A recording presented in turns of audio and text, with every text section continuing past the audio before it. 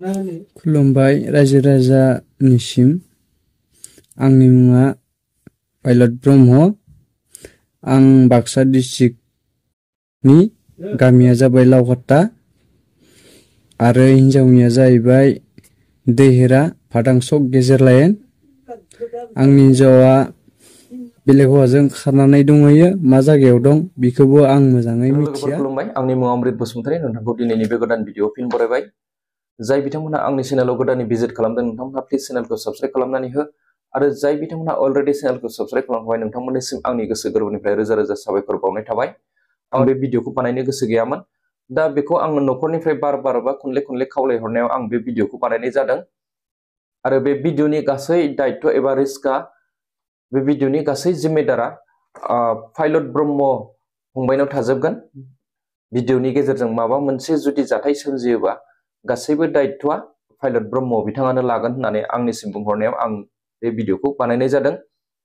दा बे भिडिअ बानायनायनि गुबै थांखि एबा जाथायनि सोमोन्दै आं नोंथांमोननो सुंद'यै फोरमायलांसै। बे जाथाया जादोंमोन नोंथांमोन बे बोहैथि दाननिनो जानुवारि बे बोहैथि दाननिनो 6 तारिख 2024 इं बे दाननिनो 6 तारिख खालि बे पाइलट ब्रह्म बिथांनि आंगो बिसि खोदोमस्रि ब्रह्मआ माने न'निफ्राय गावनि 4 बोसोरनि गथ'साखौ लानानै न'निफ्राय गोमानानै दं एबा खारनानै दङ होननानै बिथाङा आंनिसिम फोरमायहरदों कन्टेक्टनि गेजेरजों। दा जोबोद दुखुनांथाव बेफोरबायदि जाथाया नोंथांमोन सासे 4 बोसोरनि गथ'खौ सासे हिनजावा जुदि लानानै खारमारदोंबा गावनि फिसालाखौ लानानै सोरजोंबा खारफालांदोंबा बबेबा जायगाफोराव खारलांबायदोंबा बेफोरो दुखुनांथाव। एथ'ग्राब उन्दै गथ'खौ लानानै बेफोरबायदि बाहेरायाव थांथावा नङा होमबा। दा गावनि बुंनाय मथे माने खारनानै दं होननानै बुंदों। दा बाहायबा थांनानै बिथाङा खैफोदफोराव गोग्लैनानैबो दं जानो हागौ।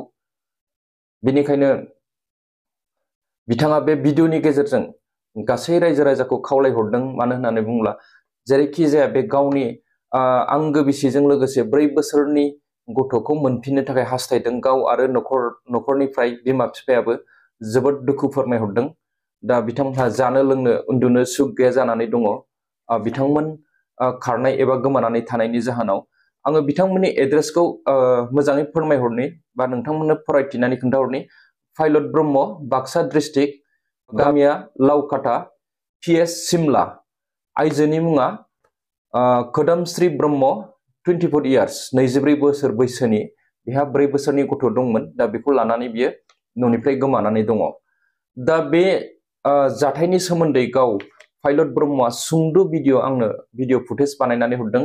दा नोंथांमोनहा बे भिडिअखौ गुदिनिफ्राय जोबजासिम नायलांबानो क्लियार जागोन दा बिथाङा मा बुंदों।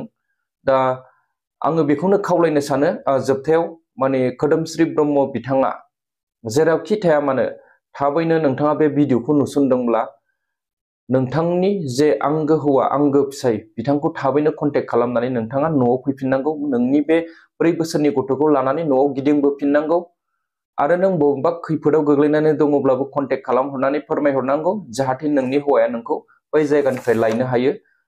दा बेखौनो आङो खोदोमस्रि ब्रह्मनिसिम खावलायहरबाय आरो सोरबाफोर जुदि लांखारनानै दङब्ला बिथाङाबो थाबैनो गथायफिननांगौ। मानो होननानै बुङोब्ला बे 4 बोसोरनि गथ' गोनां सासे आइजोखौ नोंथाङा बेफोरबायदि लानानै थाहैनो नाङा आरो बिथांनि न'खरखौ बेफोरबायदि सिलिंखार खालामनानै होनो नाङा। आं बेखौ खावलायहरबाय बिथांनिसिमबो। दा रायजो राजानिसिमबो गुरैयै खावलायहरनाय जायो नोंथांमोनहा बे भिडिअखौ जेसेबां हायो एसेबां शेयार खालामनानै हो जाहाथे बे भिडिअआ गासैनिसिमबो गोसारनानै जाहाथे जों थाबैनो बे खोदोमस्रि ब्रह्म आरो 4 बोसोरनि गथ'साखौ जोङो थाबैनो मोनफिननो हायो आरो जोङो पाइलट ब्रह्मनि न'खरा जाहाथे मोजाङै मोजां सिगांनि बायदि सोलिफिननो हायो। दा पाइलट ब्रह्मआ न'आवबो थानाय जाया नोंथांमोन बिथाङा मुम्बाइआवसो थायो।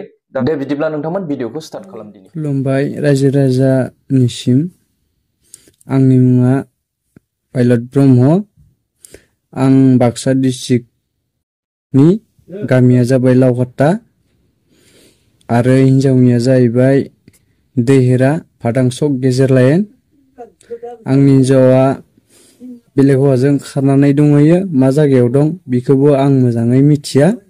जायखिजाया लोगोफोरनिसिम आं मोनसे खावलायहरो दि जायफोरा आंनि हिनजाव आरो गथ'खौ नुदोंब्ला आंनि बे कन्टेक्ट नाम्बाराव आंखौ फन खालामना खोन्थाहरबानो जाबाय बबे जायगायाव दं बबे जायगायाव नुदों बेखौ आंनो खोन्थाहरबानो जाबाय लोगोफोर।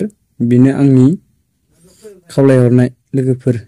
आंहा हिन्जावनि आरो गथ'नि थाखाय दासिमबो ओंखाम दै जानो लोंनो जेबो सुख गैया, उन्दुनोबो सुखुवा। मानो होनबाथाय आं इसोर सानैखौनो गोसोखाङै खाङै आं दासिमबो गाबबाय थायो। लोगोफोर अन्नानै प्लिज। निसिम आंनि मुङा पाइलट ब्रह्म। आंहा हिन्जाव खाजाना दं आरो आंहा सासे फिसालाबो दं। जायखिजाया आंनि हिन्जावा खारनानै दं। सोरजों थांदों सोरजों थाङाखै आं बेखौ मोजाङै मिथिया। नाथाय आंबो बाहेरायावसो थायोमोन, खामानि मावनो होननानै थांदोंमोन बाहेरायाव। नाथाय आं दासिमबो बिजों फन रायलायनो मोनाखै। दासिमबो मबाइला अफ। मानि थाखाय खारखो आंबो मोजां मिथिया। जायखिजाया आंनो नांफिनगौ आरोना हिन्जावखौबो गथ'खौबो। सोरबा लांदोबा आंनो हमनानै होफैबानो जाबाय। आङो जोबोद दुखु जाना दङ हिन्जावनि आरो गथ'नि थाखाय। सोरबाफोर नुसनबायदोंब्ला आंनो खोन्थाहरबानो जाबाय लोगोफोर। आरो जोंनि न'खरावबो गासिबो आंनि आइ आफामोनाबो हिन्जावनि थाखाय आरो गथ'नि थाखाय जोबोद दुखु जादों गोसोआव। मानो होनबाथाय दाबो न'खरनि मानसिफोरा बयबो फैफिनजानो लुगैदों आरोना। लोगोफोरा सोरबा नुसनबायदोंब्ला खोन्थाहरदो आंनो। हेल्प होदो एसे अन्नानै प्लिज। आंनि जिउआव मा दुखु जानानै दं आं हिन्जाव आरो गथ'नि थाखाय। आंबो न'आव गैयामोन, आंबो बाहेरायावसो दंमोन। आङो थायोमोन बम्बाइआव JWL कम्पानियाव थायोमोन। बिदि जागोन आं मालाबाबो सानाखैमोन। मानि थाखाय हिन्जावा खारलांखो बेखौबो आं मोजां मिथिया। नाथाय आं दाबो हिन्जाव आरो गथ'खौ मोननो लुबैयो आरोना। लोगोफोरा मावबाफोर नुबाय बाबा खोन्थाहरफिनबानो जाबाय आंनो। आं बेखौ हास्थायना थागोन आरो लोगोफोरनिसिम आंखौ अनगोन होननानै।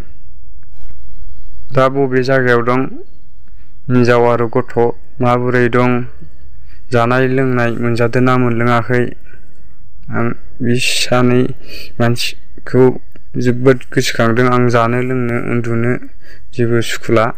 लोगोफोरा माबाफोर नुबाय बायबा आंनो खोन्थाहरबानो जाबाय। आंनि गोसोआव मा दुखु गाबनाय दं। आंनि आइ आफामोनाबो गाबबाय दं गथ'नि थाखायबो हिन्जावनि थाखायबो। नोंथांमोना माबाफोर नुदोंबा आंनो खोन्थाहरबानो जाबाय। मा खालामबावनो, आङो सहायनो हानाय नङा बे फैयाब्ला हारसिं।